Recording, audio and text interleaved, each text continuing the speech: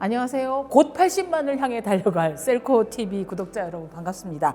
제가 있는 곳이 이대 서울병원인데 그 동대문 병원의 역사관이에요.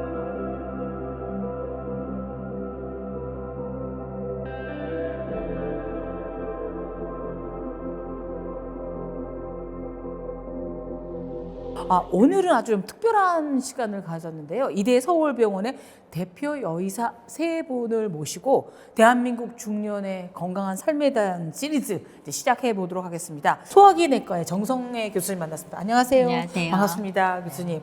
근데요, 교수님을 인터뷰하려고 이력서를 살펴보다가 제가 뭐 혹시 불쾌한 자료를 발견했어요. 제가 부끄럽기도 하고 불쾌하기도 한 자료. 뭐냐면요, 이 교수님이 의사님일 뿐만 아니라 2018년에 한국의 GPTW 코리아 재단에서 뽑은 대한민국 자랑스러운 워킹맘 100인 거기에 상을 타셨더라고요. 아마 저희 지금은 은퇴하셨는데요. 네. 저희 시니어 교수님께서 제가 이제 일을 할 때 별로 짜증 안 내고 열심히 재미나게 즐겁게 일을 하니까 네. 아마 쟤는 집에서도 그러지 않을까 그렇게 생각하면서 추천해 주셔서 제가 받을 수 있게 됐어요. 사실 의사 더군다나 또 교수라는 직업을 가지시면 가정에 충실하기 굉장히 어렵잖아요. 더군다나 이렇게 자랑스러운 워킹맘. 근데 비결이 뭐예요? 제가 생각할 때는 네. 슈퍼우먼이 되는 걸 포기하시면 가능합니다. 네. 슈퍼자 수학을 포기하는 게 아니라 네. 슈퍼맨이 되게 포기해라. 네. 좋은 말씀입니다. 네, 왜냐하면 네. 저희가 가정일과 네. 또 병원일을 다 잘할 수 없거든요. 네, 네. 네, 그렇기 때문에 제가 이제 저희 시어머니보다 제가 된장찌개를 더 잘 끓이지는 못하겠죠. 네. 그러니까 그분한테 기회를 드리고 맛있게 먹고 고맙다고 하고 대신에 뭐라도 해드리고. 맞아요. 네. 또 저희 아이를 돌봐주시는 도우미 할머니들께 가족처럼 존중해주면 그분이 할머니 역할을 해주시거든요. 맞아요. 고마워하고 네. 그럼 그분이 자기가 그냥 도우미가 아니라 할머니로 아이들을 돌봐주기 맞아요. 때문에 가정일을 맞아요. 맡길 수 있잖아요. 네. 그래서 도움을 요청하고 솔직하게 네. 그다음에 그 도움 받은 거를 고마워하는데 끝까지 고마워하고 맞아. 네, 은혜를 갚고. 지혜로우시군요. 정말. 이제 전문의 소화기 내과 정성애 교수님으로 돌아와서요. 그동안 이제 맡고 계신 직책이 염증성 장질환 센터장이세요. 의학 용어로 염증성 장질환을 환자가 아닌 보통 사람들한테 좀 쉽게 설명해 주시면 어떤 게 있을까요? 네, 이거 잘못 읽으면 네. 염증 성장 질환 되거든요. 아. 그래서 어떤 사람들은 염증이 성장하는 질환인가 이렇게 얘기할 수 있는데 네. 그 가운데를 잘 끊어 읽으셔야 그쵸, 돼요. 그쵸. 그래서 띄어쓰기 무척 중요하죠. 네, 염증 네. 성장 질환이 네. 아니고 염증성 장 질환. 네. 염증이 장에 잘 생기는 병이구나라고 네. 이해하시면 되고요. 네. 그중에서 특별히 아주 중요한 두 가지 병이 네. 있는데 그게 궤양성 대장염하고 네. 크론병이라고 부르는 거예요. 아. 이제 넓은 의미로는 우리가 흔히 배탈 났다고 하는 장염도 여기에 들어가요. 네. 근데 이런 것들은 금방 잘 나으니까 병원을 계속 오지 않잖아요. 네. 근데 이제 궤양성 대장염하고 크론병은 진단을 받으면 끝까지 치료를 하셔야 되거든요. 궤양성 대장염은 이름 그대로 궤양이 잘 생기는데 대장에만 생겨요. 근데 크론병은 우리가 입에서부터 항문까지 쭉 이어지는 그 관을 소화관이라고 부르거든요. 네. 근데 거기 어디에나 생길 수가 있어요. 네. 그래서 크론병하고 궤양성 대장염이 조금 생기는 위치가 다르고요. 네. 네. 궤양성 대장염은 궤양이 좀 얕아요. 근데 크론병은 깊어요. 그래서 조금 달라서 증상도 궤양성 대장염은 설사가 있고 배가 아픈데 혈변을 보는 게 특징이고요. 네. 예. 크론병은 설사를 하고 배가 아픈 건 비슷한데 체중이 빠지는 게 궤양성 대장염하고 조금 달라요. 궤양성 대장염이 한 6만 명 정도 되고요. 네. 크론병은 한 15,000명, 아, 17,000명 네. 정도 이제 요즘 보고 있으니까요. 네. 이제 한 7만 좀 넘어가고 있죠. 한 네. 8만 명 가까이. 네. 그렇군요. 요즘 많이 늘어나고 있어요. 근데 장은 뭐 제2의 뇌다 뭐 이렇게 하신 분들도 있는데요. 장이 물론 다 장기들이 중요하겠지만 특별히 특별히 이 장이 네. 몹시 중요한, 더구나 중년기 이후에 중요한 이유는 또 뭘까요, 교수님? 일단 규모에서 압도적이죠. 왜냐하면 길어요. 네. 입에서부터 항문까지 쭉 펼치면 한 8m 정도 되거든요. 네. 엄청 길죠. 그거를 한 4층 꼭대기에서 내리면 땅에 닿는 길이가 그 정도 되거든요. 아. 그걸 쫙 접어서 여기 넣어놓은 거니까. 8m요? 네. 그러니까 저같이 작은 사람도 네. 8m를 갖고 네. 있는 거죠? 네. 아. 그 다음에 주름이 많거든요. 네. 주름이 많고 그 안에 또 육모라고 하는 그쵸, 주름 그쵸. 많아요. 네네. 그걸 쫙 펼치면 테니스장 하나 정도 됩니다. 어마어마하네요. 네, 그걸 이렇게 잘 접어서 여기 딱 넣는 거니까 일단 규모에서 압도적이고요. 예. 그 다음에 우리 장은 자율신경계가 조절하잖아요. 심장도 뭐 특별한 말씀 없으신데 얘 알아서 뛰잖아요. 그쵸. 그죠? 네. 근데 뭐 아침에 식사하시고 뭐 어제 저녁에 드시고 뭐 한 상 먹었는데 결과물은 이렇게 응가로 나오잖아요. 네네네. 똥으로 나올 때 이런 거 먹은 게 그대로 나오는 게 아니잖아요. 예. 근데 자율적으로 예. 얘가 알아서 그걸 먹어서 우리 몸에 꼭 필요한 성분으로 다 해결해내고 네. 흡수하고 남은 찌꺼기를 딱 내보내는 이 과정이 다 자율적으로 일어난다는 거예요. 굉장히 중요하죠. 네. 그다음에 세 번째는 마지막 중요한 게 뭐냐면 우리 뇌하고 장하고 사이에 신호 전달 물질이 있어요. 어허. 이게 서로 신호를 주고받지. 우리 말 속에 그런 거 되게 많잖아요. 아, 신경 썼더니 체했어. 예. 아, 열받았더니 소화가 안 돼. 예. 이게 그냥 자동으로 나오는 말이에요. 맞아요. 거꾸로 너무 경이로워요. 네. 네. 배가 너무 부르니까 머리가 안 돌아가. 배고프니까 화가 나. 예. 이게 뇌와 장이 주고받는 신호가 오. 우리 언어 속에 그대로 다 녹아 있죠. 아, 그러네요. 네, 그래서 장 굉장히 중요하다고 예, 여겨지지 않으십니까? 놀랍습니다. 경이롭고요. 교수님이 너무 친절하게 쉽게 설명을 잘해주셔서 제가 문외한이지만 잘 듣고 있습니다. 그런데 장이 안 좋으면 어마어마한 또 질병이 따라오겠죠. 어떤 병이 특히 많이 걸릴까요? 우리 장에 생기는 병을 딱 3가지 정도로 정리할 수 있는데 네. 먼저 염증이 생기고 허는 게 생길 수 있어요. 그래서 궤양이 생기는 거, 장염이 생기는 거, 우리가 이제 배탈 났다고 이해하는 그런 부류들, 네. 아까 설명한 궤양성 대장염, 크론병 이런 것들은 다 염증 부류고요. 예. 그다음 두 번째는 혹이 생기는 거예요. 용종, 암, 이거는 이제 뭔가 자라나서 생기는 덩어리죠. 네. 그다음에 이제 세 번째는 검사해 보면 구조적으로는 아무 이상이 없어요.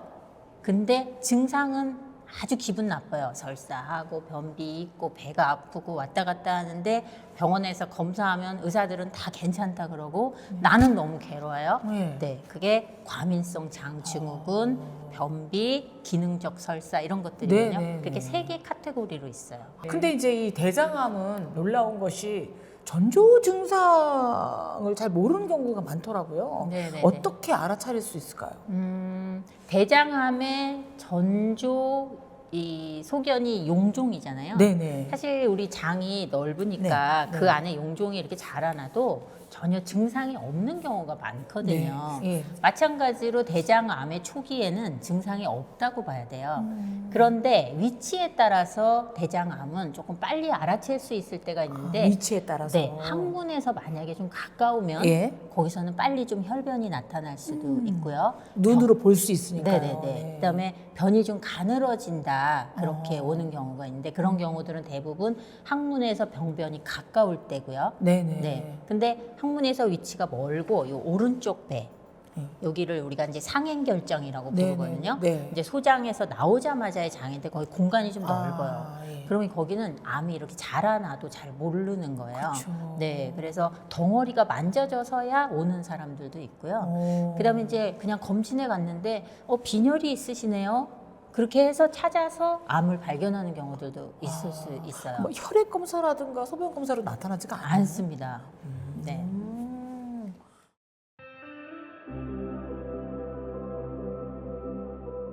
그래서 그러면 이제 대장 내시경을 얼마에 한 번씩 받아야 되는 건가요? 대장- 건강검진에서는 뭐 2년에 한 번, 3년에 한 번 얘기도 하고. 그런 이게 얼마마다가 중요한 게 아니고요. 네. 한 번이 아주 중요한데요. 아, 네. 우리가 이제 아무 증상이 없어도 네. 한 50살이 되면 네. 꼭 한번 받아볼 것을 권해드립니다. 네. 왜 이 대장암이 65세 이상 여성들에게 자주 발견될까요? 뭐 문제가 있습니까? 나이 드는 것도 서러운데. 네, 나이가 들면 암을 억제하는 유전자들이 힘이 좀 없어지면서 예. 암이 많이 생기죠. 그래서 아기들은 암이 별로 없잖아요. 이게 극히 드물죠, 아주. 네, 나이가 네, 들면서 암이 네. 생기는 이유가 그래서 네. 그런데 그 여자들을 그런 건강하게 보호해주던 것이 여성 호르몬이에요.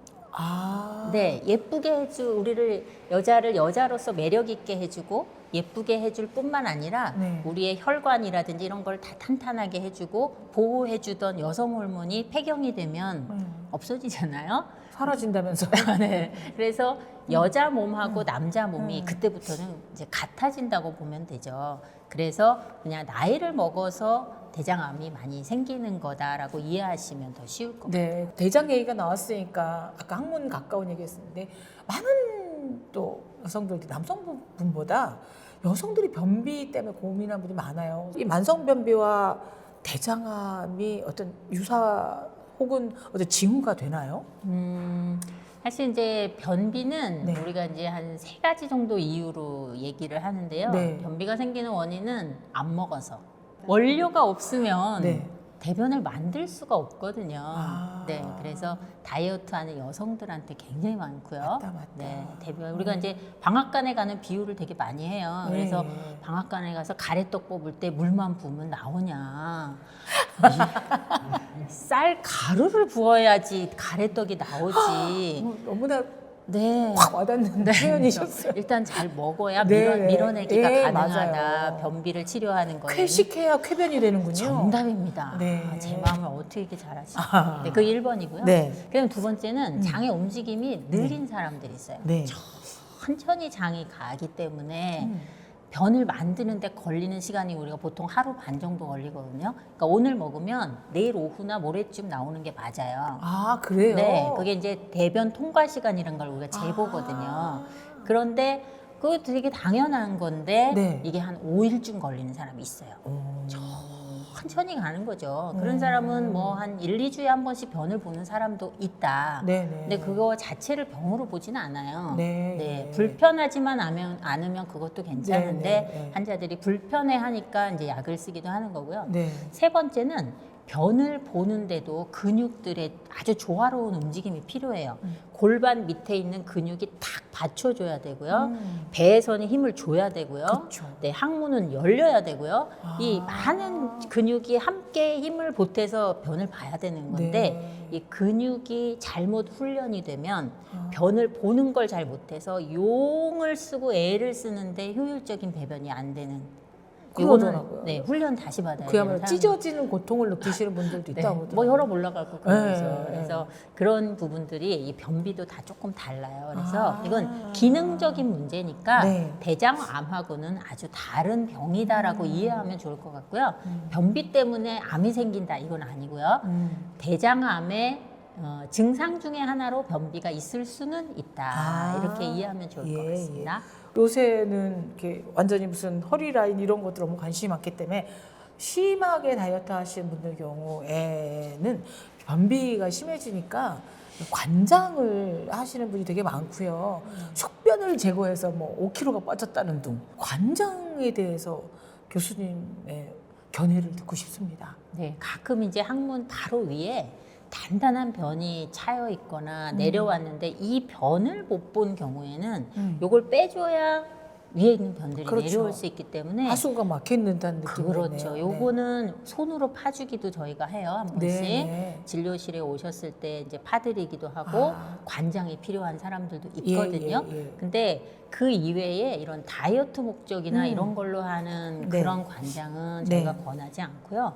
관장을 할 때 온도라든지 또 물리적인 어떤 기구가 들어가서 하는 거기 때문에 네. 장에 상처를 내는 경우도 있고 거기 손상을 입어서 출혈로 오는 환자들도 저희는 보거든요. 네. 그래서 이제 그런 결과물을 모르기 때문에 이제 변이 나온 것만 본 사람들은 그게 자기 체중을 조절하는 데 도움이 된다고 생각하지만 그건 살 뺀 거하고는 아무 상관이 없는 변 뺀 거잖아요.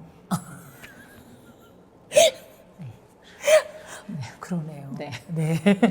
근데 그거와 더불어 제 주변 애들 이렇게 과민성 대상증후군 하는 분들이 많아요. 예민한 네. 분들이 많거든요. 네. 그 뇌를 많이 쓰는 분들도 그렇고 네. 또 안 쓴다 하더라도 네, 네, 네, 네. 이 어떤 사람이 이런데 걸릴 확률이 높은 걸까요? 대부분의 경우들은 여러 가지 그 사람이 가지고 있는 유전적인 소인과 그 사람이 살아오면서 겪었던 여러 환경적인 요인들이 너무나 복합적으로 함께 작용을 해서 네. 그나마 살아남으려고 생존을 위해서 이렇게 적응하다 보니 그래도 머리를 보존하느라고 장이 좀 아팠다든지 아. 네, 공부는 해야 되지만 화장실은 자주 왔다 갔다 하고 이렇게라도 네. 해서 어떤 분출구가 있어야 됐을 수도 있는 거죠. 그래서 네. 어쩌면 우리 몸에서 가장 취약한 어떤 부분이 걔가 제일 고생을 하게 되는 그런 경우가 있을 수 네. 있거든요. 그래서 과민성 장증후군은 그런 이제 구조적인 이상은 전혀 없지만 네. 그 사람이 이제 화장실을 너무 자주 가서 고생하고 또 어떤 사람은 변비로 고생하고 어떤 사람은 복통으로 고생하고 그러는데요. 그 정도에 따라서 어떤 사람은 넌 병이 없어 이렇게 안심만 시켜줘도 괜찮은 사람들이 있고요. 그렇죠, 그렇죠. 네, 어떤 사람들은 약으로 조금 조절이 필요하고 어떤 사람들은 진짜 그 증상 뒤에 숨어 있는 정신적인 어려움 이걸 해결해 줘야 좋아지는 사람도 있어서 그 사람에 따라서 치료 접근은 달라야 됩니다. 네. 변을 보는 횟수에도 굉장히 이게 갑론을 받게 되게 많더라고요. 네, 네. 횟수와 건강도와 어떤 또 의미가 있나요? 아마도 그 횟수는 제 생각에 우리가 옛날에 농업 사회였잖아요. 그래서 아침에 소 여물들 물 주고 네. 들판에 나가기 전에 네. 화장실이라는 게 대부분 집에 있잖아요. 그렇죠. 농사일 나가면 들판에서 볼일을 해결해야 되니까 네. 집에서 볼일을 다 보고 나가야 아마 일하시기가 수월했을 것 같아요. 제 개인적인 생각이에요. 네. 근데 지금은 사실 회사의 화장실들이 너무 좋고 그럼요. 지하철역도 지하철도 괜찮아요. 너무 네. 어디에도 네. 이렇게 화장실이 네. 있는 네. 요즘의 시점에 음. 그렇게 꼭 아침에 변을 보는 게 훌륭하다. 이거는 이제는 조금 시대적으로 맞지 않고요. 그다음에 이제 우리가 일주일에 3번, 하루에 3번까지 다 정상으로 보거든요. 일주일에 3번, 이틀에 한 번도. 네. 아, 네. 그래서 그거 다 정상이기 때문에 자기가 하루에 한 번이라는 룰을 정해놓고 그걸 지키지 않았을 때 조바심 내고 힘들어하는 그게 오히려 네. 병일 수도 있다. 네. 그래서 자기의 배변 상황에 대해서 조금 나를 이해하고 편안해졌으면 좋겠어요. 네, 예. 아우, 좋은 말씀입니다. 굉장히 많은 위안이 되고요. 근데 저는 이제 전직 기자여서 출장도 많이 다녔고, 이제 나이가 드니까 여고 동창들하고도 여행을 자주 가요. 국내 네, 여행, 네, 해외여행. 네. 근데 거기 가면 이제 같이 방을 쓰는 친구 중에 네. 환경이 바뀌어서 난 딴 화장실 못 가 이러면서 여행 끝나면 누렇게 얼굴이 뜨는 친구들이 있거든요. 네, 근데 네. 이런 건 어떻게 조절 가능한가요? 그것도 의식적으로 당연한 거야. 장소가 바뀌었으니까 넌 안 나올 수 있는 거야라고 해야 되는지 아니면 뭐라도 좀 먹어줘야 되는지. 네, 그분은 아마 네. 오래 그렇게 살으셨을 거예요. 그렇겠죠. 네, 아마 고등학교 네. 여고 시절 그럴 때도 네. 그분은 아마 공중 화장실 거의 안 가셨을 가능성이 그때는 살펴보질 못했기 때문에. 네, 많고요. 네. 그래서 그게 그렇게 오랫동안 이렇게 된 거고 저는 그냥 자기의 변이를 존중하라고 말하고 싶고요. 집에 가서 편히 보시면 되지 않을까요? 아, 그렇군요. 네. 그 몇 주 사이에 네, 아마. 뭐 아무 일도 안 납니다. 네. 근데 이거는 조금 가볍기도 하고 재밌기도 하고 하는 건데요. 이 방귀도 횟수와 냄새와 네. 여기도 또 무슨 의미가 있나요? 이제 사실 방귀, 네. 똥, 오줌 이거가 우리가 이제 먹은 것들에 대한 마지막 결과물이잖아요. 네, 네, 네. 근데 이제 사실 저는 항상 똥은 똥다워야 된다, 오줌 오줌다워야 된다 이렇게 얘기하거든요. 그래서 우리가 똥이나 방구에서 꽃 냄새나 사탕 냄새 나면 그 병 있는 거예요. 교수님 철학자세요. 언어의 마술사고. 그래서 네. 우리가 먹은 음식들이 다 소화돼서 진짜 필요한 건 다 흡수를 한 거예요. 네. 하고 남은 찌꺼기인데 그게 음식물의 찌꺼기, 그다음 우리 장 속에 살고 있던 세균들의 찌꺼기, 유해균들. 죽은 시체들, 네네네. 네. 네. 그다음에 우리 이제 세포도 이렇게 살다가 죽어서 떨어져 나오거든요. 그렇죠. 24일 주기로 바뀐다면서요? 그 세포들의 찌꺼기. 아. 근데 그 찌꺼기가 지저분할 수밖에 없잖아요. 그러니까 냄새가 나고 그 안에 우리가 먹은 음식들 안에는 인돌, 스케톨, 황 이런 게 섞여 있는데요. 그게 조금만 섞여 있어도 냄새가 지독해요. 다르더라고요. 네. 먹은 음식에 따라서. 네. 예. 그래서 방귀는 못 끼면 네. 문제죠. 아. 그게 안 끼고 예. 계속 뱃속에 있다고 생각을 해보세요. 결국은 터질 거예요. 네. 예. 잘 끼는 거가 땡큐죠. 아, 그래서 네, 예. 네, 오히려 방귀는 빨리 트시고 저는 서로를 인정해주면 좋을 것 같습니다. 그렇죠. 근데 이제 사실 굉장히 중요한 쾌식만큼 중요한 게 쾌변인데 일상생활에서 쾌변에 도움이 되는 팁이 좀 있을까요, 교수님? 저희가 네. 이제 자기가 먹은 우리가 변의 양이 네. 결국 이제 환자들이 변을 충분히 잘 봤어라고 느껴야 쾌변이라고 느낄 건데 그 볼륨이거든요. 네, 근데 네. 이제 변의 볼륨을 결정하는 게 식이섬유예요. 그래서 자기가 하루 동안 그 식이섬유를 얼마나 먹었지 이런 걸 한번 생각해 보면 네. 아, 내가 쾌변을 볼 자격이 있나? 이걸 한번 생각해 볼 수 있을 것 같아요. 네. 고기나 생선 이런 거는 변의 양을 만드는데 굉장히 적게 관여해요. 그러니까 우리가 야채나 이런 거를 얼마나 많이 먹었느냐에 따라 달려 있기 때문이고요. 그다음에 이제 이런 장 안에 있는 환경, 장내 세균이라고 표현하는데 네. 장내 미생물이 좋을수록 사실은 변을 잘 볼 거예요. 그렇죠. 근데 이런 버릇이 한 3살쯤 된 아기의 대변이 성인이 될 때까지를 거의 결정한다고 보면 돼요. 그래서 우리가 3살 버릇 여든 간다는 네, 말이 네. 그냥 예. 나온 말은 네, 아닌 것 네. 같고요. 이 3세 때까지 형성되는 장 안의 환경이 너무 중요하거든요. 그리고 엄마 뱃속에서부터 엄마가 먹은 음식도 아기에게 그 미생물을 형성하는데 아주 중요하거든요. 네. 그래서 엄마가 뱃속에서부터 태교가 음악만 듣는 게 문제가 아니라 내가 얼마나 건강하게 먹느냐도 중요하고 그 아이가 태어나서 한 3살까지 식이 습관을 형성하는 네. 것도 너무 중요하죠. 욕심 부려서 먹이거나 아니면 뭐 너무 소화비만 걱정하지 말고요. 좋은 거 식이섬유, 그러니까 채소 같은 거 많이 네, 먹고 네. 과일에도 또 있죠, 네, 교수님. 네. 그걸 잘 먹어주는 게 우리 몸에 대한 예의라고 저는 생각이 듭니다.